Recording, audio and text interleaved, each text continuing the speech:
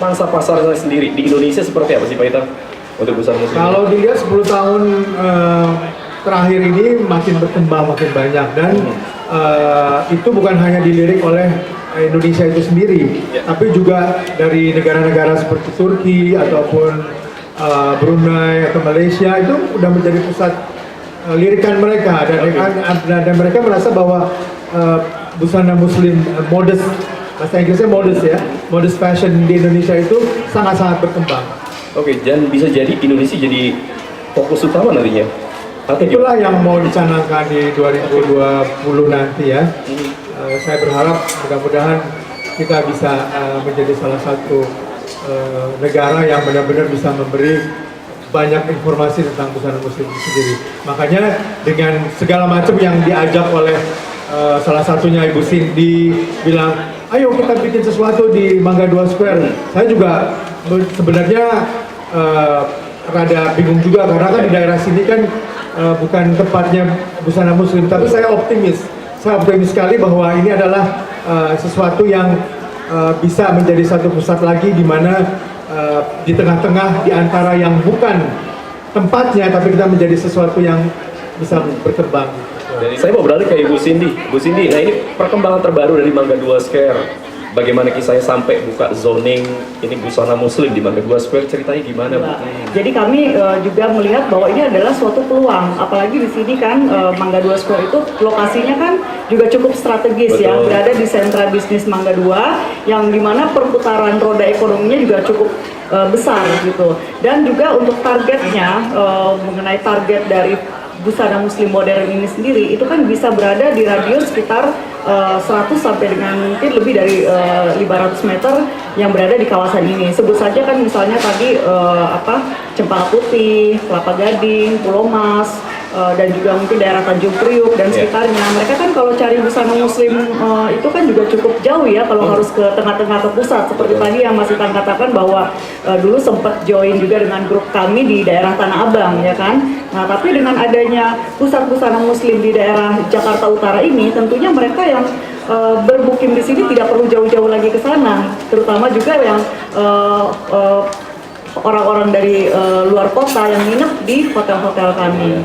Jadi manfaatkan promo menarik ini, bisa diulangi lagi Pak promonya untuk sahabat-sahabat Sonora yang mau berusaha bergabung. Nah ini sahabat Sonora yang segera hubungi di kantor marketing kami ya di 021 628 6000, segera miliki kios pusat busana muslim modern dengan mulai harga 400 juta per unit, 48 kali cicilan tanpa DP, tanpa bunga.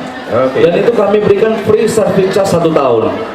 Setelah kita serah terima kunci, kita kasih free service charge 1 tahun plus free pameran plus emas 10 gram kita berikan khusus hari ini yang penjualan hari ini ya.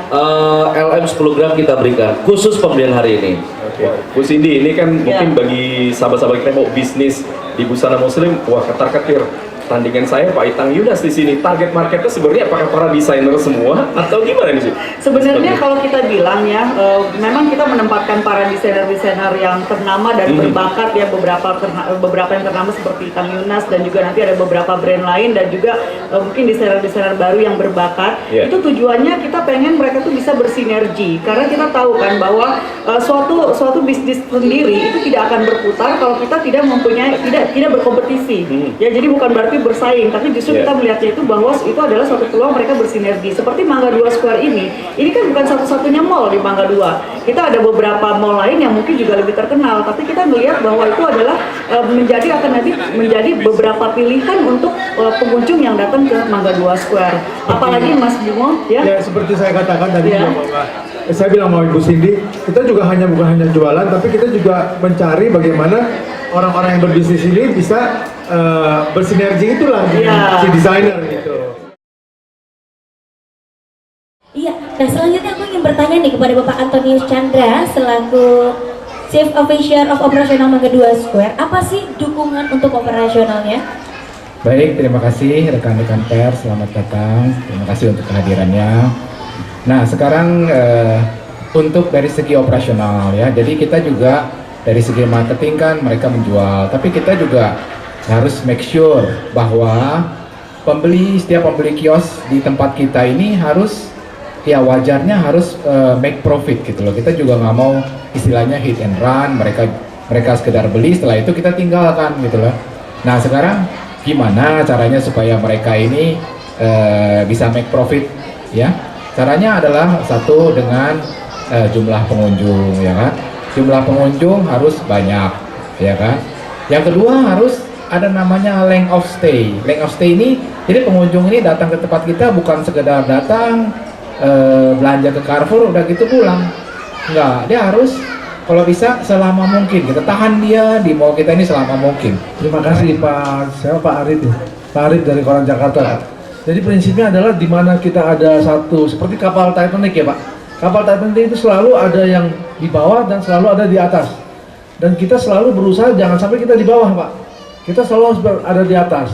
Nah berdasarkan filosofi tersebut Pak, saya melihat begini Pak. Kita yang mau kita grab, yang kita mau tangkap adalah busana muslim. Di mana busana muslim ini mayoritas negara kita adalah muslim Pak. Jadi kalau kita mau seperti diagram Maslow katakan seperti ini Pak, kita bermain di segmen bawah yang banyak sekali Pak. Begini, memang udah 10 tahun sampai 10 tahun ini, ya awal-awalnya saya masuk Tanah Abang juga seperti saya udah katakan bahwa banyak cibiran, banyak sesuatu yang bilang kenapa sih Kang Yonas harus masuk Tanah Abang, bukannya harus mengurangi makna dia sebagai desainer yang level top. Saya bilang enggak, karena kita tahu dong bagaimana saya harus melangkah, bagaimana penduduk 250 juta Indonesia ini kan yang kaya cuma sedikit, yang level menengah ke bawah itulah yang harus kita pikirkan. Bagaimana kita bisa memberikan informasi, bagaimana kita harus men-share apa yang saya pikirkan, apa yang saya ciptakan. Buat saya itu yang terpenting daripada harus bukannya saya bilang bahwa saya nggak bisa bikin baju busana muslim yang tinggi harganya. Di situ pun juga saya ada dengan label Kang Yonas, tapi di bawah saya mempunyai Camilla, saya mempunyai Preview, saya mempunyai Mosaic yang memang di setiap level itu kita coba untuk bisa merambah. Nah inilah yang saya inginkan, bahwa generasi penerus setelah saya nanti suatu hari nggak ada, bisa ada generasi seperti